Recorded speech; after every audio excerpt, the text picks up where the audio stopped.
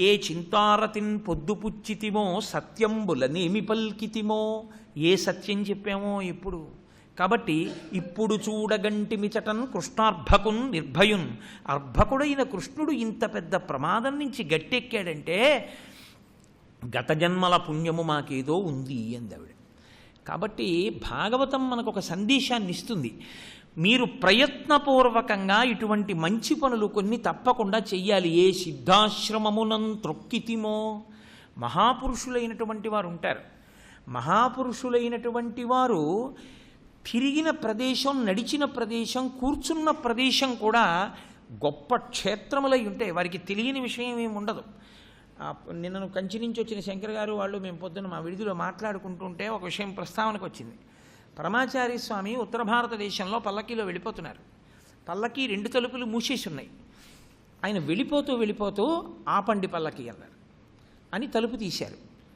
ఆపారు. పల్లకీ దింపండి అన్నారు. పల్లకీ దింపారు. ఆయన పల్లకీ బయటికి వచ్చి ఈ ఇంట్లో శివాజీ ఫోటో ఉంటుంది చూసి రండి అన్నారు. అసలు ఎక్కడ పల్లకీ వెడుతోందో కూడా తెలిసే అవకాశం లేదు. వాళ్ళు లోపలికి వెళ్ళి అవునండి పెద్ద శివాజీ ఫోటో ఉంది, ఇది శివాజీ పుట్టిన ఇల్లుట అన్నారు. ఆయన వెంటనే ఇక్కడ ఆసనం వేయండి అక్కడ ఇంట్లోకి వెళ్ళి కూర్చుని కొంతసేపు జపం చేసుకుని వచ్చారు. ఎందుకని? ఒక మహానుభావుడు జన్మించినటువంటి స్థలం. మనకి ఏమిటో ఇవాళ సాంబార్ వండుతున్నావా ఏమిటి మంచి సువాసన అంటాం. మనకి వాసన బట్టి ఇంట్లో భార్య ముక్కల పులుసు వండుతోందని, కాకరకాయ పులుసు వండిందని ఎలా కనిపెడతామో, మహాత్ములైన వారు వేరొక మహాత్ముల యొక్క స్పర్శని కనిపెడతారు. వాళ్ళు తెలుసుకుంటారు, వాళ్ళకి ఆ శక్తి ఉంటుంది. అంతటి మహానుభావులు తపశ్శక్తి సంపన్నులైనటువంటి వాళ్ళు కొంతకాలం తిరుగాడిన ప్రదేశం ఉంటుందే, అది కూడా వారి స్పర్శ చేత. అందున ఏమవుతుందంటే తపశ్శక్తి అంతా కూడా పాదములను ఆవహించి ఉంటుంది అని శాస్త్రం. అందుకే ఉపన్యాసం చెప్పడానికి ప్రధానమైన ఆధారం నా నోరు. కానీ నేను ఎప్పుడైనా అలా పెడుతుంటే నా నోటినికి ఇలా దండం పెట్టిన వాళ్ళని మీరు చూసారా? నా కాళ్ళకి దండం పెడతారు, ఏమైనా ప్రసంగాలు చేసాయా? ఎందుకు వాటికి దండం అంటే వీడికి ఏమైనా తపస్సు ఉండుంటే అదిగో ఆ పాదాల్లో ఉంటుంది అని.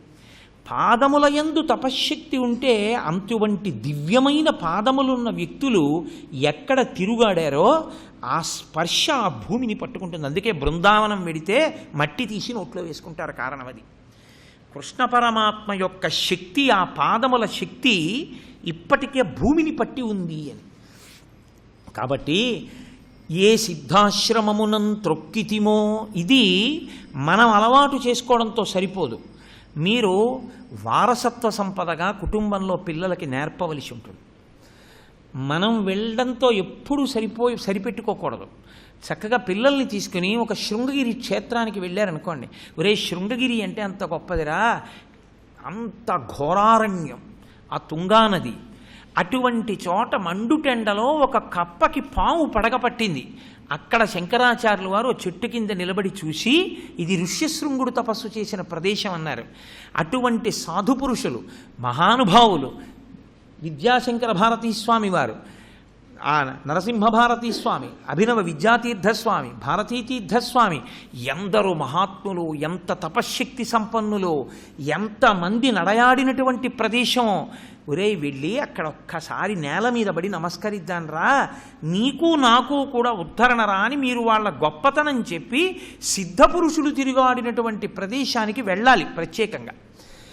ఏ సిద్ధాశ్రమమునం త్రొక్కితిమో, ఒక చంద్రశేఖర పరమాచార్య స్వామి వారు కూర్చున్నటువంటి ప్రదేశాలకు వెళ్ళి మీరు కూర్చున్నారనుకోండి, వారు చేశారు తపస్సు. శివాస్థానం అని మహానుభావుడు నిజంగా ఎలా చేశారో ఇప్పటికీ ఆ పాక అవి చూస్తే ఆశ్చర్యం వేస్తుంది.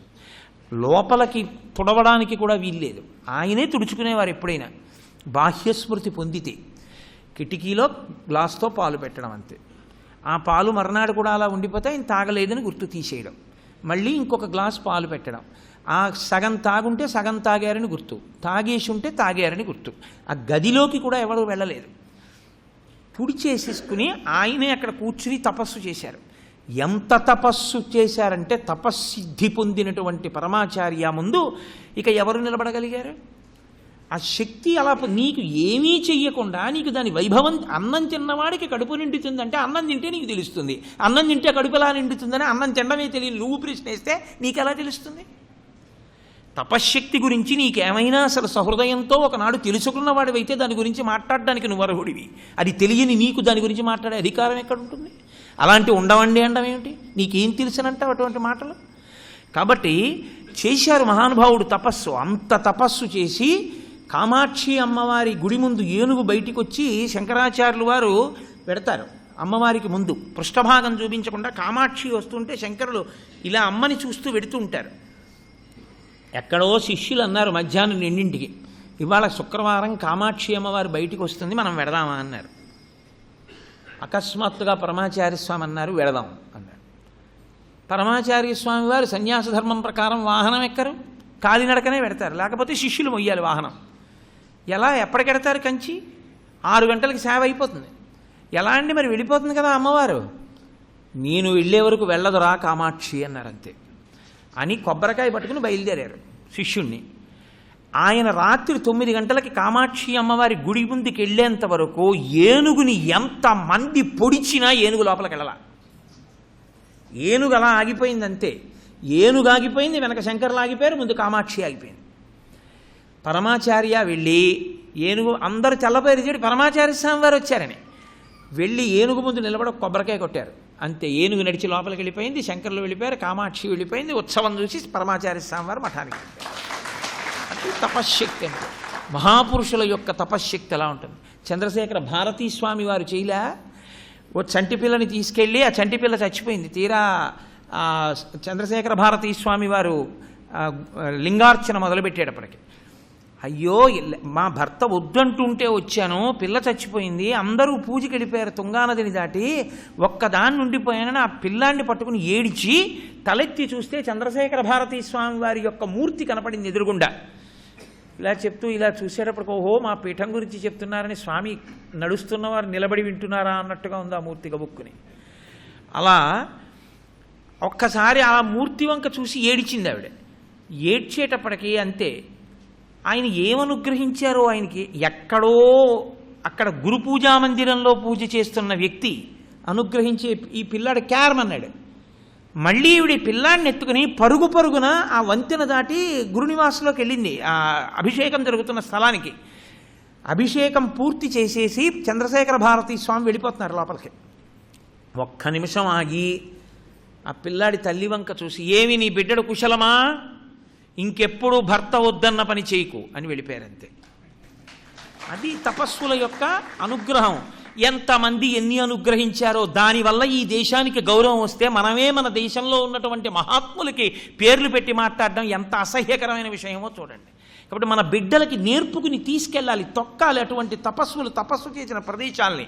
కాబట్టి ఏ సిద్ధాశ్రమమునం త్రొక్కితిమో ఇప్పుడు చూడగంటిమిచటన్ కృష్ణార్భకున్ నిర్భయున్. ఇదిగో అర్భకుడైనటువంటి కృష్ణుడికి ప్రమాదం తప్పి చూడగలిగానంటే ఇది వైభవం. భగవాన్ రమణులు తిరుగాడినటువంటి ప్రదేశం, బ్రహ్మజ్ఞాని మహానుభావుడు. అరుణాచలం వెళ్ళండి, ఆ రమణాశ్రమంలో ఒక్కసారి తిరగండి. నిజంగా రమణులు ఏమిటో, వారి వైభవం ఏమిటో, వారి బ్రహ్మజ్ఞానం ఏమిటో, ఆయన గొప్పతనం ఏమిటో తెలుస్తుంది. కనీసం ఏడాదికోసారి ప్రయత్నపూర్వకంగా ఎక్కడో అక్కడ ఒక సిద్ధాశ్రమాన్ని తొక్కాలి వెళ్ళి. కాబట్టి మనకి నేర్పుతుంది భాగవతం. మహానుభావుడు బతికాడు, సంతోషించారు తల్లిదండ్రులు. ఇది బాహ్యమునందు లీల. ఈ బాహ్యమునందు లీల విన్నప్పుడు మీకు మనసులో ఓ చిన్ని కృష్ణుడు ఎత్తుకుపోతున్నట్టు, కంఠం పట్టుకున్నట్టు, రాక్షసుడు కింద పడిపోయినట్టు, యశోద పరిగెడుతున్నట్టు, దూడ కోసం ఆవు వెళ్ళినట్టు, ఆవిడ ఆర్తి పొందినట్టు మీకు కనపడినంత మాత్రం చేత కృష్ణానుగ్రహము వలన మీకు కొంత ప్రయోజనము కలిగి తీరుతుంది. లీల అంతరార్థము తెలిస్తే ఇంకా విశేషార్థం ఉంటుంది. తృణావర్తుడు ఆయన పేరు. తృణము అంటే గడ్డిపరక, ఎండిపోయినటువంటి గడ్డిపరక. ఆవర్తము అంటే తిప్పుట. ఎండిపోయిన గడ్డిపరకని గాలి తిప్పేయడం చాలా తేలిక, తిప్పేస్తుంది. బరువుగా ఉంటే తిప్పలేదు, కానీ తృణాన్ని తిప్పడం ఎంతసేపు అండి. ఎవడికి తృష్ణ ఉన్నదో వాడు తృణమవుతాడు. తృష్ణయే తృణంగా మారుస్తుంది. లోకంలో ఐశ్వర్యము కోసం, ప్రత్యేకించి డబ్బు సంపాదన విషయంలో సంపాదించవద్దు అని ఏ శాస్త్రము చెప్పదు. మీరు డబ్బులు సంపాదించకండి, ఆ డబ్బులు ఎందుకండి, తప్పండి, అలా శాస్త్రాలు ఎప్పుడు చెప్పవు. అది తెలిసి తెలియనటువంటి మాట. అసలు నిజానికి డబ్బు సంపాదించాలనే చెప్తాయి. డబ్బు సంపాదించడం ఎంత అవసరమో కూడా చెప్తాయి. మాతా నిందతి నాభినందతి పిత భ్రాతాన సంభాషతే భృత్య కుప్యతి నానుగచ్చతి సుత కాంతాపి నాలింగతే అర్ధప్రార్థన శంకయాన కురుతే సల్లాపమాత్రం సుహృత్ తస్మాత్ నైతికమర్ధమార్జన శృణు సఖే విత్తేన సర్వే వశాః. ఒక వయసు వచ్చి చదువుకున్న తర్వాత ప్రయోజకుడై కొడుకు ఓ 10 రూపాయలు సంపాదించకపోతే ఎన్నడూ అసలు ఆ పిల్లవాడు పాడవ్వాలన్న మాట నోటి వెంట ఉచ్చరించినటువంటి కన్న తల్లి కూడా మాతా నిందతి, అమ్మ తిడుతుంది, ఏమిట్రా ప్రయోజకుడు ఒక రూపాయి తేవు నాన్నగారికి సాయం చేయవు అని. నాభినందతి పిత, తండ్రి సంతోషించి అభినందించాడు, అమ్మయ్య ఒరే అక్కడికి వచ్చావురా అనడు. నాభినందితి పిత భ్రాత న సంభాషతే, అన్నదమ్ములు మాట్లాడరు, పనికి మేలిన వాడు రూపాయి కాసు లేదు కానీ మాతో పాటు పెరుగన్నం తింటాడంటారు. భ్రాత న సంభాషతే భృత్య కుప్యతి, సేవకుణ్ణి పిలిచి ఏమాయ్ ఇలా బట్రా బిందే అన్నారనుకోండి, ఊరుకోవయా పావలా కాసు ఇవ్వలేవు కానీ పెద్ద మీ అన్నగారి ఇచ్చిన జీతానికి నువ్వు పని చేయిస్తుంటావు అంటారు. భృత్య కుప్యతి నానుగచ్చతి సుత, తండ్రి ఇంటికి వచ్చేటప్పటికి కొడుకు కాసి నీళ్లు పట్టుకొచ్చి కడుక్కొని నాన్నగారు కాళ్ళు అనాలి. కొడుకు రాడు, ఎందుకంటే ఏదో చదువుకుందామంటే నాన్నగారు కనీసం స్కూల్లో కట్టవలసినటువంటి ఫీజే కట్టడం, అది పిల్లాడికి కోపం. కాబట్టి నానుగచ్చతి సుత కాంతాపి నాలింగతే, భార్య ప్రియమార కౌగిలించుకోదు. కాంతాపి నాలింగతే అర్ధప్రార్థన శంకయాన కురుతే సల్లాపమాత్రం సుహృత్, ఆయన చాలా మంచి స్నేహితుడే కానీ అలా ఎదురొస్తుంటే పలకరించాడు, ఎందుకంటే వీడు మళ్ళీ ఏమో రూపాయి అడుగుతాడేమో అని భయం వేసి అలా పక్క నుంచి వెళ్ళిపోతాడు. అర్ధప్రార్థన శంకయాన కురుతే సల్లాపమాత్రం సుహృత్ తస్మాత్ నైతికమర్ధమార్జన శృణు సఖే, ఓ సఖే ఓ స్నేహితుడా, కాబట్టి నీతి తప్పకుండా డబ్బు సంపాదించు, తృష్ణకి లోను కాకు, ఇంకా ఇంకా ఇంకా ఇంకా ఇంకా ఇంకా అని వ్యామోహాన్ని చెందకు. అలా వ్యామోహం కాని చెందావా నీ జీవితం అంతా కూడా తృణప్రాయం అయిపోతుంది.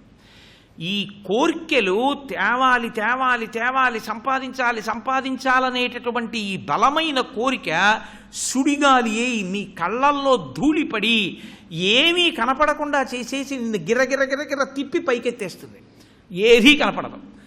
మళ్ళీ నీకు గుర్తొచ్చి అయ్యో నాకెందుకు ఈ స్థితి ఈశ్వరా, తృప్తిగా జీవించగలిగినటువంటి లక్షణాన్ని నాకు కల్పించు అని నువ్వు ప్రార్థన చేసిన నాడు కృష్ణుడే ఆ తృష్ణని విరగ్గొడతాడు. అది తృణావర్తోపాఖ్యానము అంటే నీకు తృష్ణకి విరుగుడు తృప్తి. ఇంకా ఇంకా అన్న చోట ఎంత ఎంత అనగలిగాడు అనుకోండి అంతే తృప్తి. కానీ నేను మీకు ఈ విషయంలో ఒక విషయాన్ని ప్రస్తావించవలసి ఉంటుంది. సాధారణంగా తృష్ణకి విరుగుడు ఈశ్వరుడి వైపు నుంచి రావడం చాలా కష్టం, ఎన్ని వినండి రాదు. కానీ తృష్ణతో ఉండేటటువంటి వాళ్ళ జీవితాలు, నేను అర్ధ సంబంధం ఒక్కటే చెప్పాను, కొంత పవిత్రంగా ఉంటుందని. ఏ ఇతర విషయములోనైనా తృష్ణ సంబంధంతో పాడైపోయేటటువంటి వాళ్ళ జీవితం ఒబ్బిడయ్యేది ఎప్పుడు అంటే మహాత్ముల యొక్క స్పర్శ చేత మారుతుంది. మహాత్ముల జీవితాలు చూస్తే చిచ్చి నా బతుకొక బతుక అని వెంటనే ఒక మార్పు వస్తుంది. కబీర్ దాస్ గారు, లోయి వాళ్ళ విషయంలో జరిగినట్టుగా వెంటనే మార్పు వస్తుంది. కాబట్టి ప్రయత్నపూర్వకంగా మహాత్ములతోటి సంగము అంత అవసరం. కాబట్టి తృష్ణకు వశుడవి కాకు. ఎంత సంపాదించిన తరువాత తృప్తి అని అడిగారనుకోండి, దానికి జవాబేం ఉండదు. అందుకే శాస్త్రం నిర్దాక్షిణ్యమైన మాట ఒకటి చెప్తుంది. డబ్బు ఎంత ఉండాలి అని అడిగింది, కాలికి చెప్పున్నంత అంది. నా దగ్గర చాలా డబ్బులు ఉన్నాయని చెప్పి నాకు ఏదో బోనస్ వచ్చిందని ఓ 2 అంగుళాలు పెద్ద చెప్పు కొనుక్కోనుగా. నా దగ్గర 10 రూపాయలు తక్కువ ఉన్నాయని 2 అంగుళాలు తక్కువ చెప్పు కొనుక్కోనుగా. నా కాలికి సరిపడ చెప్పు నేను కొనుక్కున్నట్టే నీకు సరిపడనంత ద్రవ్యంతో నువ్వు తృప్తి చెందడం మొదలుపెట్టు. ఆ పైన ఈశ్వరానుగ్రహంగా నీకు వచ్చిందా ఇబ్బంది లేదు, ఈశ్వర ప్రసాదంగా భావించి ఉంచుకోవడంలో దోషమే ఉంది. తృష్ణకి వశుడైతే తప్పు, కానీ ఈశ్వరానుగ్రహంగా వచ్చిందండి, ఆయనేం దానికి వ్యామోహపడిపోలేదు, ఆయన దాంతో మమేకమైపోలేదు. వచ్చిందాన్ని ఈశ్వర ప్రసాదం అన్నాడు, అలా ఉంచాడు, భగవత్ కార్యానికి ఖర్చు పెట్టాడు, తాను పరమశ్రద్ధతో ఈశ్వర కార్యమనందు మగ్నుడి జీవితం గడుపుకుంటున్నాడు. ఇప్పుడు ఆయనకు వచ్చిన దోషం ఏమిటి? జనక మహారాజు గారిలో ఉన్నాడు. అప్పుడు ఇబ్బంది ఉండదు. మనసుకి చెందినది విషయం తృష్ణ. తృష్ణకి వశుడవు కాకు ఎందులోనూ కూడా ఇదే మూఢజహీహి ధనాగమ తృష్ణ కురు సద్బుద్ధిం మనసి వితృష్ణ ఎల్లభసే నిజ కర్మోపాత్తం విత్తంతేన వినోదయ చిత్తం అంటారు శంకర భగవత్పాదులు భజగోవిందంలో. కాబట్టి ఆ తృష్ణకి విరుగుడు తృప్తి లేనినాడు నువ్వు తృణమై నిన్ను తిప్పేస్తుంది. కళ్ళు కనపడవు, వేళ తెలియదు, డబ్బు సంపాదన సంపాదన సంపాదన సంపాదన తిరుగుతూనే ఉంటాడు. అయిపోయింది, 60 ఏళ్ళు వచ్చేస్తాయి, రిటైర్మెంట్ అయిపోయింది, పంపించేశారు, వెళ్ళిపోతాడు అనుకుంటున్నారా? ఒక్కనాటికి వెళ్ళాడు. ఇంకా రిటైర్మెంట్ దగ్గరికి వస్తోందన్నప్పుడే తాను ఎంత బాగా చేశాడో చెప్పి ఎక్స్టెన్షన్ కోసం ప్రయత్నిస్తాడు. పోనీ గెంటేసిన 6 నెలల తర్వాత మళ్ళీ ఎక్కడో ఇంకో చోట ఉద్యోగం తప్పించి 60 ఏళ్ళు ఒంటికి వచ్చాయి. చాలు, నా కర్తవ్యం అయిపోయింది, పిల్లల్ని పెంచి పెద్ద చేసేశాను, ఇప్పుడు నేను చెయ్యవలసినటువంటి పని ఇంకా నేను చెయ్యాలి అని అనుకోడు. ఈ తృష్ణ ఉందే, ఈ తృష్ణ మనిషిని కేవలముగా ఒక గడ్డి పరకని చేసి తిప్పుతుంది. అది మళ్ళీ ఈశ్వరుడి గురించి ఆర్తి చెందిన నాడు నువ్వు తృష్ణకి విరుగుడైన తృప్తిని పొందగలవు.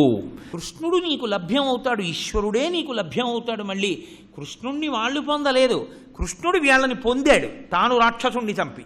అలా నీకు ఈశ్వరుడు లభ్యం అవుతాడు నువ్వు అలా ఆర్తితో ప్రార్థించగలిగిన నాడు అని మనకి సందేశాన్నిచ్చేటటువంటి లీల తృణావర్తోపాఖ్యానము. కృష్ణలీలల యందు ఒక్కటి నేను ప్రస్తావన చేయకపోతే అసలు నాకు తెలుసు మీకు భాగవతం చెప్పాడనేటటువంటి తృప్తి ఉండదు. కృష్ణలీలలు అనేటప్పటికీ గుర్తొచ్చేవి శకటాసుర భంజనము, తృణావర్తోపాఖ్యానము, ఇవన్నీ నేను ఇన్ని చెప్పినా జారలీల, చోరలీల ఈ రెండే సాధారణంగా భాగవతంలో అత్యంత ప్రధానమైనటువంటి వాటిగా భావన చేస్తారు. పైకి వినడానికి హేయంగా అనిపిస్తాయి. జారలీల, చోరలీల అని. జారుడు అంటే అన్యకాంతల యందు మనసుంచుకుని ప్రవర్తించేవాడు, చోరుడు అంటే తనది కానిది తనదిగా చేసుకునే ప్రయత్నం చేసేవాడు, దొంగతనం చేసేవాడు. ఈ రెండింటినీ ఆయన లీలలుగా చేశాడు. ఈ రెండిటినీ లీలలుగా కృష్ణుడు చెయ్యడం వెనకాతల ఒక తాత్వికమైనటువంటి సందేశం ఉంటుంది. మనం చూడండి, నిద్రపోయినది మొదలు రాత్రి నిద్రపోయే వరకు ప్రధానంగా ఉపాసన చెయ్యడానికి యోగ్యమైన కాలం. ఇందులో నిద్ర లేవగానే మనం ముందు ఏమడుగుతామంటే, రాత్రి వెనక సందులో కుక్కలు బాగా మురిగాయి, దొంగలు ఏమైనా పడ్డారేమిటే అని అడుగుతారు పని పిల్లని. అవునమ్మగారు అక్కడ దొంగలు పడ్డారటంటే అంతే, ఇక సంధ్యావందనం లేదు, పూజ లేదు, పునస్కారం లేదు, ఏమీ లేదు. ఎన్నో ఇంట్లో దొంగలు పడ్డారు, ఆ ఇంట్లో ఎలా దొంగలు పడ్డారు, కిటికీ ఊచలుంచారా, ఏమి ఎత్తుకుపోయారు, నిజంగా ఇంట్లో అంత ఉందా, అంత ఎత్తుకుపోయారని చెప్పిన దాంట్లో వాళ్ళు చెప్తున్నది యథార్థమేనా, వాళ్ళకి అంత ఉంది ఏమిటి అనేవాళ్ళు ఒకళ్ళు, వాళ్ళ పిన్ని గారిది ఉందిటండి అనేవాళ్ళు ఒకళ్ళు, రకరకాలు. ఇంకా ఆ దొంగతనం గురించి ఎన్నాళ్ళు చెప్పుకు సంతోషపడిపోతారు. అలాగే చీకటి పడేటప్పటికి చెప్పుకునేది జారలీల. అప్పుడు అదిగో చూసారా చీకటి పడిందా, బయలుదేరాడు, సిగ్గు ఎగ్గు లేదండి అంటారు. జారలీల గురించి చెప్పుకుంటారు. ఒరే, మనుష్యుల బలహీనత కలియుగంలో అక్కర్లేని విషయంగా తెల్లవారేటప్పటికి చోరలీల, రాత్రి అయ్యేటప్పటికి జారలీల మాట్లాడతారు. పోనీ ఈ రెండు నేనే చేసినట్టు కనపడితే నిందాపూర్వకంగానైనా కృష్ణుడు చేశాడని నా పేరెత్తి పాపాలు పోగొట్టుకుంటారేమో అని చేశాడు దయామయుడి. అందుకొచ్చే జారలీల, చోరలీల. ఆయన కర్మ నిజంగా ఆయన జారుడు కావడానికి రాసలీల అద్భుతమైన లీల, బ్రహ్మానందాన్ని అనుభవించే లీల. కానీ ఇవాళ చాలా దారుణాతి దారుణమైన విషయం ఏమిటంటే, అన్యకాంతలతో తిరిగేటటువంటి ప్రతి దౌర్భాగ్యుడి జీవితానికి సంబంధించి అటువంటి జీవితాలన్నింటినీ రాసలీల అని వేస్తారు. రాసలీల వాళ్ళ తరమా? అది బ్రహ్మానందానుభవం. అంత పవిత్రమైన మాటని పట్టుకెళ్ళి అంత అసహ్యకరంగా వాడుతున్నారు ఇవాళ. అలాగే చోరలీల. చోరలీల నిజానికి చేసినటువంటి జారలీల అయినది, ఆయన అలా తిరిగినవాడు కాడు, అది బ్రహ్మానందానుభవము.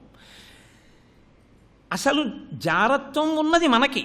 ఎందుకనంటే మనం మనుష్యులుగా పుట్టినది ఎందుకు అంటే, పతిం విశ్వస్యాత్మేశ్వరగం శాశ్వతగం శివమచ్యుతం, పతి అయిన పరమేశ్వరుణ్ణి పొందడానికి మనం ధర్మంలో వెళ్ళడానికి ధర్మపత్నిని స్వీకరిస్తాం. కానీ పతి అయిన వాడిని విడిచిపెట్టేసి వీడు నా పతి, ఇది నా సతీ అని చెప్పి వీళ్ళు జారత్వం చేస్తున్నది లోపల ఉన్న పతిని విడిచిపెట్టి. మనది జారత్వం, మన జారత్వాన్ని గుర్తు చేయడానికి ఆయన జారలీల చేశాడు. మనది చోరత్వం. అన్నీ ఈశ్వరుడికి చెందినవి, అన్నీ ఈశ్వరుడికి చెందినవి. నావి నావి నావి అని చెప్పుకున్న నేను దొంగని. కానీ నా దొంగతనం గుర్తు చేయడానికి ఆయన చోరలీల చేసి నా దొంగతనాన్ని గుర్తు చేశాడు. నువ్వు ఇలా బతుకుతున్నావు సుమా, బ్రతకకు అని. అందులో ప్రత్యేకించి చోరలీల యందు ఆయన వెన్న ఒక్కటే తింటూ ఉంటాడు ఎప్పుడు. ఏదో వాళ్ళ ఇళ్లల్లోకి వెళ్ళి నగలు ఎత్తుకొచ్చేయడం, ఉంగరాలు ఎత్తుకొచ్చేయడం, లేకపోతే డబ్బు ఎత్తుకొచ్చేయడం అలాంటి పనులు ఏం చేయడు ఆయన. ఆయన ఎప్పుడు ఎవరింటికి వెళ్ళినా వెన్నే తింటాడు. ఏమి వెన్న ఎందుకు ఆయన కర్మ? నందుడి ఇంట్లో కొన్ని వేల ఆవులు ఉన్నాయి, కడవల కడవల పాలున్నాయి. ఏడుస్తుంది యశోద, అదే నీకేమి లోటా నాన్న, ఎంత కావాలంటే తినచ్చు, ఎందుకురా నీకు నింద అంటుంది. మరి ఎందుకు పక్కెళ్ళకెళ్ళి ఆయన వెన్న తినడం అంటే ఆయన యొక్క దయార్ద్ర హృదయాన్ని ఆవిష్కరించాడు. వెన్న అన్నది భగవంతుని యొక్క రూపము, గుణము, విభూతి, కథ, ఆయన స్వరూపము, ఇలాంటి వాటిని ఎడతెగక స్మరించడం, దాని యందు ప్రీతి కలిగి ఉండడమే ఆ భగవంతుని గుణములు, భగవంతుని కథలు అనబడేటటువంటి తెల్లని పాలయందు గొప్ప ప్రీతి కలిగితే అది సన్నని సెగ మీద కాగి ఎర్రటి తెట్టు కడుతుంది. ఇప్పుడు కమ్మగా కాగినటువంటి ఈ పాలకి ఇంతకుముందు భగవంతుని గుణములను తాను పరిపూర్ణముగా అనుభవించినటువంటి వేరొక వ్యక్తి యొక్క అనుభవము వాగ్రూపంలో వచ్చి తోడైతే ఆ పెరుగు ఈ పాలలోకి వచ్చి పడుతుంది. పడితే కదపకుండా ఉండాలి, కదిపితే మళ్ళీ ఇది తోడుకోదు. అంటే నిశ్చలంగా విన్న విషయాన్ని కూర్చుని బాగా మననం చెయ్యాలి. మననం చేస్తే ఆయన ఎలా తోడుకున్నాడో వీడు అలా తోడుకుంటాడు, తోడుకుని పెరుగవుతుంది. ఇందులో మననము, నిరంతర స్మరణలనేటటువంటి కవ్వాన్ని దింపి భక్తి అన్న తాడు కట్టి తిప్పితే అందులోంచి ఈశ్వరుని యందు నిరతిశయ ప్రీతి అనబడేటటువంటి వెన్న పైకి తేలుతుంది. అంటే ఈశ్వరుని యందు ప్రీతి ఎందుకు అంటే దానికి ఏం కారణం ఉండదు. రోజు పేపర్ ఎందుకు చదువుతావు అంటే ఏమీ లేవుగా, ఎందుకు చదివావంటే చదవకుండా ఉండలేక, కాఫీ ఎందుకు తాగావంటే తాగకుండా ఉండలేక, అన్నం ఎందుకు తిన్నావంటే తినకుండా ఉండలేక, ఉపన్యాసం ఎందుకు చెప్తావంటే చెప్పకుండా ఉండలేక. అలా ఎందుకురా ఈశ్వరుడు అంటే అంత నీకు పిచ్చి అంటే ఆయన్ని విడిచి ఉండలేక. అంత భక్తి కలిగితే వెన్న పైకి తేలిందని గుర్తు. ఇప్పుడు ఈ పైకి తేలినటువంటి వెన్న కేవలము ఈశ్వరుడి కొరకు. ఈ వెన్న తినడానికి ఆయన్ని ఆహ్వానించక్కర్లేదు. అటువంటి పరమభాగవతోత్తముల యొక్క ఇళ్లల్లోకి వెళ్ళి ఆయనే వెన్న తింటాడు. అటువంటి వారి గుండెల్లోకి వెళ్ళి ఆ వెన్న ఆయన తింటారని చెప్పడం చోరలీల. అది వెన్న తినడం. అది అర్థం చేసుకున్న నాడు పరమపావనమైనటువంటి ఘట్టం. దాన్ని వ్యాసుల వారు ఒక స్థాయిలో అనుభవిస్తే పోతన గారు అంతకన్నా అద్భుతంగా అనుభవించగలిగారు. పరమభాగవతోత్తముడు కనుక అంతకన్నా అనుభవించాడు లీలాశకుడు కృష్ణకర్ణామృతంలో. అందుకే పోతన గారి భాగవతంలో కృష్ణలీలలు చెప్తూ బాలురకు పాలు లేవని బాలింతలు మొరలు పెట్టపకపకన గియా బాలుండాలము చేయుచు ఆలకు గ్రేపులను విడిచి అంబోజాక్షి. సర్వం శ్రీ ఉమామహేశ్వర పరబ్రహ్మార్పణమస్తు. స్వస్తి.